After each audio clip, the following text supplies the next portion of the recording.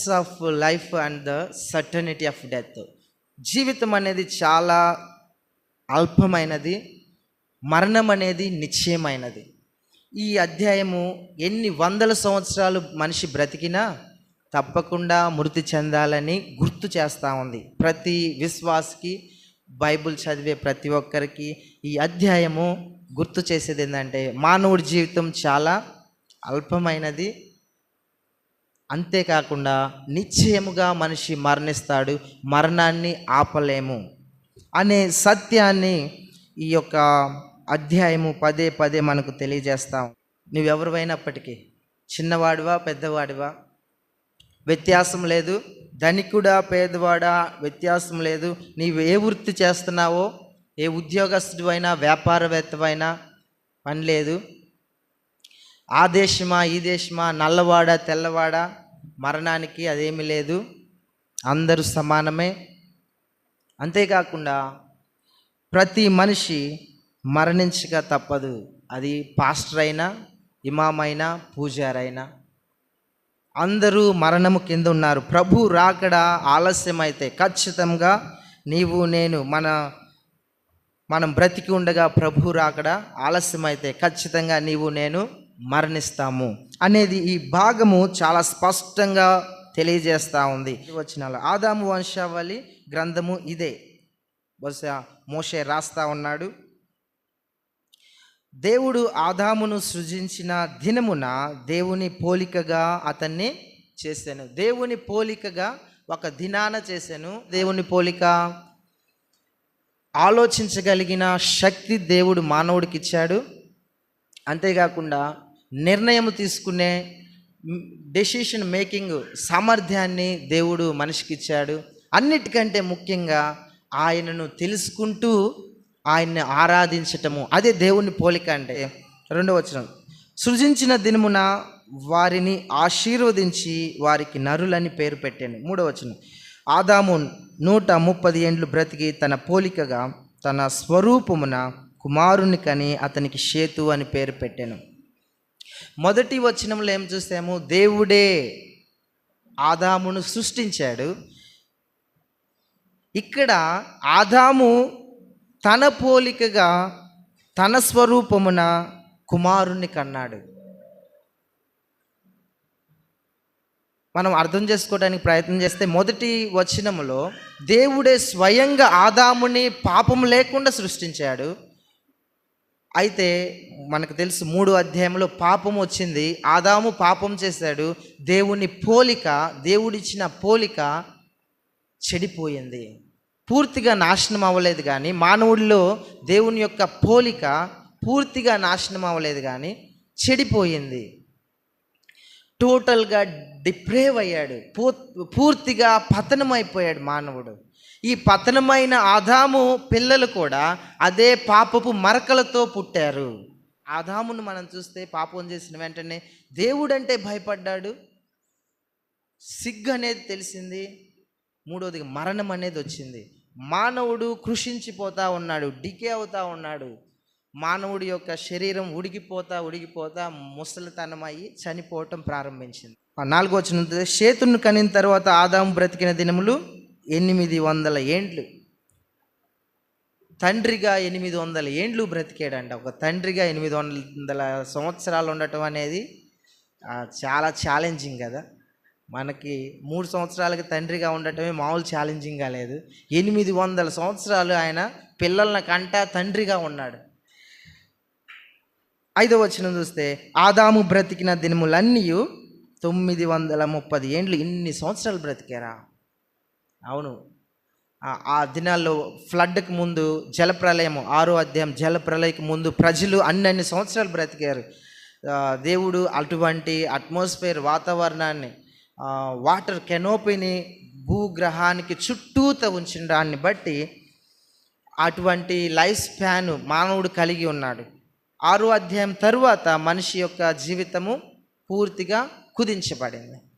అప్పుడు ఆ వాతావరణం అంతా మార్పు చెంది మానవుడి యొక్క జీవితము 120 అక్కడి నుంచి తగ్గుకుంటూ పోతూ ఉండట్టు మనం చూస్తాం. సరే, అప్పుడు అతడు 900 30 ఏండ్లు బ్రతికి అప్పుడు అతడు మృతి పొందెను. అప్పుడు అతడు మృతి పొందెను. మరణం అనేది అన్ని సంవత్సరాలు బ్రతికినా అప్పుడు అతడు చనిపోయాను. ఇది మన జీవితంలో ఒక విషయాన్ని గుర్తు చేస్తూ ఉంది. ఎన్ని సంవత్సరాలు బ్రతికినా మరణం అనేది నిశ్చయముగా మన జీవితంలో వస్తూ ఉంది. అందుకనే హెబ్రీ పత్రిక 9వ అధ్యాయం 27వ వచనంలో మనుషులు ఒక్కసారి మాత్రమే మరణించవలెను, మృతి పొందవలెను, తరువాత తీర్పు జరుగును.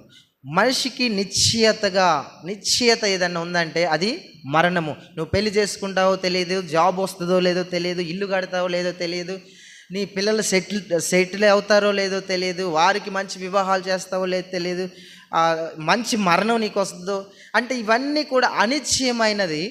కానీ ఒకటి నిశ్చయమైనది మన జీవితంలో ఏంటంటే అది మరణం అనేది నిశ్చయమైనది. ప్రభు రాకడ ఆలస్యమైతే మనందరము మృతి చెందవలసిన వారము. ఒక అపాయింటెడ్ టైం అనేది దేవుడు మన జీవితాల్లో ఇచ్చాడు. ఆ దినమందు నీవు నేను మనందరము చనిపోతాం, మనందరము మృతి చెందుతాము. ఆ యొక్క ఖచ్చితమైన సమయము ఒక్క మినిట్ అటు ఇటు లేకుండా ప్రభు నిశ్చయించిన ఖచ్చితమైన సమయానికి టయానికి నీవు నేను మన కొరకు రిజర్వ్ చేయబడింది మరణం అనేది. మనము బుకింగ్ చేసుకుంటాంగా, మన కోసం ట్రైన్లో సీటు రిజర్వ్ చేయబడుతుంది. మనం వచ్చిందాకా కదా, ఆ ట్రైను మన కోసం ఒక సీటు రిజర్వ్ చేయబడుతుంది. టయానికి మనం వెళ్తాం. ఫ్లైట్లో కూడా మన టయానికి మన సీటు మనకు రిజర్వ్ చేయబడినట్లుగా మరణం మన కోసం ఎదురు చూస్తా రిజర్వ్ చేయబడింది మన కోసం. కాబట్టి అందరము ఒక లైన్లో ఉన్నాం. మరణపు లైన్లో ముందు వెనకగా అందరము లైన్లోనే ఉన్నాం. కాబట్టి మరణం అనేది నిశ్చయమైనది. 6వ వచనం మనం చూస్తే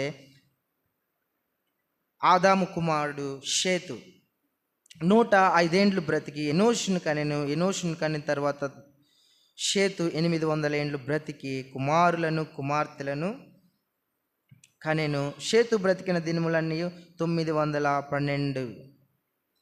అప్పుడు అతడు మృతి పొందెను. చదువుచున్న మనము అర్థం చేసుకోవాలి, మరణము మనందరికీ వస్తూ ఉంది. అందుకోసమే దేవుడు ఈ యొక్క అధ్యాయాన్ని పెట్టి ఉంచాడు.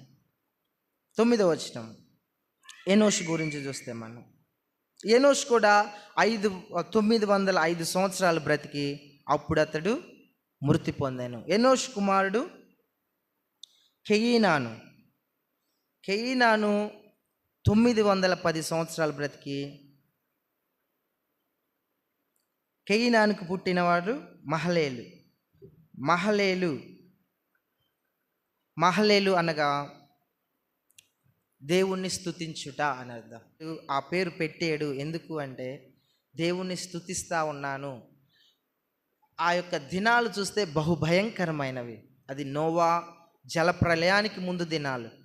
నోవా జలప్రలయానికి ముందు దినాలు చాలా భయంకరమైనవి చూస్తాం. నరుల చెడుతనము భూమి మీద గొప్పదనియు వారి హృదయము యొక్క తలంపుల్లోని ఊహ అంతయు ఎల్లప్పుడూ కేవలము చెడ్డదనియు దేవుని వాక్యం తెలియజేస్తాం. నరుల చెడుతనము భూమి మీద గొప్పదనియు వారి హృదయము యొక్క తలంపులు ఊహ అంతయు ఎల్లప్పుడూ కేవలము చెడ్డదనియు. అంటే మానవుడు టోటల్గా డిప్రేవ్ అయ్యాడు, పూర్తిగా దేవుడి నుండి ఎడబాసాడు. దేవుడు అనే ఆలోచన లేదు. దేవుడే చొరవ చూపి ఆయనే రివీల్ చేసుకోకపోతే మానవుడు దేవుణ్ణి కనుగొనలేకపోయే అటువంటి భయంకరమైన డిప్రేవ్ స్థితికి వెళ్ళిపోయాడు. అలాంటి దినాల్లో కెయీనాను తన కుమారుడికి ప్రైజ్ ఆఫ్ గాడ్ అని పేరు పెట్టాడు. అని పేరు పెట్టి అంటే ఒక మంచి బిలీవర్గా ఉన్నాడు. అటువంటి దినాల్లో కూడా మంచి బిలీవర్గా జీవిస్తా తన కుమారుడికి దేవుణ్ణి స్తుతించుట అని పేరు పెట్టగలిగాడు. అలా పేరు పెట్టి తన విశ్వాసాన్ని చూపించాడు. అంతేకాకుండా తర్వాత మనం చూస్తే ఆయనకు కుమారులను కుమార్తెలు పుట్టారు. అటువంటి చెడ్డ కాలంలో కూడా, అటువంటి దుష్ట కాలంలో కూడా లోకంలో పాపము పూర్తిగా నిండిపోయి నశించిపోతున్న ఆ దినాల్లో కూడా ఇక్కడ దేవుని బిడ్డలు కుమారులను కుమార్తెలను కంటూ ఉన్నారు. అందుకనే 127వ కీర్తనలో ఉంటుంది, దేవుని కోసం వారిని పెంచి చెడిపోయిన లోకంలో వెలుగుగాను ఉప్పుగాను దేవుని కోసమై సాక్షులుగాను ప్రజల మధ్య వెలుగుగాను చీకట్లో వెలుగుగా జీవించటానికి వారిని పెంచి మనం వారిని లోకంలోకి తీసుకువెళ్ళాలి. వచ్చే జనరేషన్లో దేవుని కోసం బ్రతికే వారిని మనం ఇప్పుడే సిద్ధం చేయాలి. అది ఎవరో చేయరు, అది దేవుని బిడ్డలమైన మన మీదే ఆ బాధ్యత ఉంది. అది కేయినా చేయటానికి సిద్ధంగా ఉన్నాడు. బలవంతుని చేతిలో బాణములు వంటి వారు. విల్లు ఇక్కడే ఉంది కానీ బాణం వెళ్ళిపోతూ ఉంది. అదేవిధంగా మనం ఇక్కడే ఉన్నాము, బిడ్డలు ముందుకు వెళ్తూ ఉంటారు, మనము వృద్ధాప్యం చెందుతూ ఉండగా. కాబట్టి వారిని వచ్చే జనరేషన్ కోసం మనము సిద్ధం చేయాల్సి ఉంది. 15వ వచనం మహలేలు గురించి చూస్తే, మహలేలు 65 ఏండ్లు బ్రతికి ఎరేదును కనెను. ఎరేదును కనిన తర్వాత మహలేలు 830 ఏండ్లు బ్రతికి కుమారులను కుమార్తెలను కలెను. మహలేలు దినములన్నీ 890 ఏండ్లు. అప్పుడు అతడు మృతి పొందెను. మీ భవిష్యత్తు చూపిస్తా, మీ ఫ్యూచర్ ఏందో చూపిస్తానని ఒక సైన్స్ ల్యాబ్లో ఒక సైంటిస్టు తెలియజేశాడు. మీ ఫ్యూచర్ యొక్క లైఫ్ నేను చూపిస్తా, నేను సైంటిస్ట్ని కదా, అందరూ ఆయన పెద్ద సైంటిస్ట్ అని వచ్చారు. ఒక గదికి అందరూ లైన్ కట్టారు, గది ముందు లోపలంతా చీకటిగా ఉంది. ఒక్కొక్కరిని పంపిస్తూ ఉన్నాడు. వాళ్ళు చూసి వెనక్కి రావటం, ఆ తర్వాత ఇంకొకరు వెళ్ళటం, అట్లా ఒకరి తర్వాత ఒకరు లోపలికి వెళ్తూ ఉన్నారు. ఆ గది ఏమో చీకటిగా ఉంది, దూలాడుతున్నారు. నా ఫ్యూచర్ ఎక్కడ కనపడిద్ది, తెరేసాడా లేకపోతే ఎట్ట చూపిస్తాడని చూసి 4 దిక్కులు చూస్తే ఒక మూలన ఒక స్కెల్టన్ అస్థి పంజరాన్ని నిలబెట్టాడు. ఇది మన ఫ్యూచరు అన్న. నిజమే కదా, సైంటిస్ట్ అంటే ఏదో చెప్తాడు అనుకున్నాను, తెలిసిందే చెప్పాడు. కానీ వాస్తవం మన జీవితము అది మాత్రమే మిగిలిద్ది. కాబట్టి అప్పుడు అతడు మృతి పొందెను. మనకి ధైర్యం ఉంటే అప్పుడు జాషువా మృతి పొందెను అని కూడా చదవచ్చు కదా. అప్పుడు నేను మృతి పొందెను. ఇది నిజంగా జరిగేది, ఇది సత్యం. 18వ వచనం ఎరేదు 162 ఏండ్లు బ్రతికి హానోకును కనెను. హానోకును కనిన తర్వాత ఎరేదు 800 ఏండ్లు బ్రతికి కుమారులను కుమార్తెలను కనెను. ఎరేదు దినములన్నీ 960 ఏండ్లు. అప్పుడు అతడు మృతి పొందెను. అప్పుడు అతడు మృతి పొందెను. మరణం అనేది మన జీవితంలో తీసివేయలేనిది. అది ఎలాంటిదంటే మన యొక్క హార్ట్ బీట్ లాంటిది. మనం మరణించిన దాకా మన యొక్క గుండె కొట్టుకుంటూ ఉంటుంది. ఎలాగైతే మరణించినప్పుడు ఆ యొక్క డ్రమ్స్ వామిస్తూ డ్రమ్ బీట్ కొడుతూ కొడుతూ ఆ యొక్క సమాధి దగ్గరికి తీసుకెళ్ళను, శ్మశానానికి తీసుకెళ్ళగానే ఆ డ్రమ్ బీట్ ఆగిపోయినట్లుగా మన గుండె కూడా ఆగిపోతుంది. అక్కడ దాకా తీసుకెళ్ళి, అక్కడ వరకు తీసుకెళ్ళి ఆగిపోతుంది. అయితే హానోకు జీవితం చూస్తే దేవునితో నడిచెను. హానోకు 65 ఏండ్లు బ్రతికి 21వ వచనం మెతూషెలను కనెను. హానోకు మెతూషెలను కనిన తరువాత 300 ఏండ్లు దేవునితో నడుచుచు, దేవునితో నడిచెను హానోకు. 300 సంవత్సరాలు దేవునితో నడిచెను. 300 సంవత్సరాలు. ఎప్పుడు మెతూషెలను కనిన తరువాత. అంతకుముందు పాపంలో జీవించాడు, నాశనాల్లో నడిచాడు, నాశన పుత్రుడుగా ఉన్నాడు. ఆ లోకము ఎలాగ పోయిందో లోకపు పోకళ్ళలోనే పోయాడు. ఇక్కడికి వచ్చేలేకే ఎప్పుడైతే మెతూషెల పుట్టాడో ఆయన జీవితము టర్న్ అయింది, ఆయన జీవితం మార్పు చెందింది. మెతూషెల అనే పేరు పెట్టగలిగాడు. ఎప్పుడైతే ఆయన మరణిస్తాడో అప్పుడు ప్రళయం రాబోతుంది అనే పేరు ముందుగానే పెట్టగలిగి అప్పటి నుంచి ఆయన ఏం చేశాడండి, తన జీవితము ప్రభు కోసం సమర్పించుకున్నాడు. అప్పటి నుంచి 300 సంవత్సరాలు దేవునితో నడిచెను. ఒక దినం కాదు, 2 దినాలు కాదు, 1 గంట కాదు, 2 గంటలు కాదు, వీకెండ్లో కాదు, ఆదివారం మాత్రమే కాదు, 300 సంవత్సరాలు దేవునితో నడిచెను. ఆయన హృదయాన్ని, తన మాటను, తన చూపును, తన ప్రవర్తనను, తన నడవడికను, తన బ్రతుకును అంతటినీ క్రీస్తులో, అంతటినీ ప్రభువు కోసము. అందుకే ప్రీచర్ ఆఫ్ రైచియస్నెస్గా మిగిలాడు. ప్రభు కోసము, ప్రభువు గురించి ప్రకటిస్తూ బ్రతికాడు.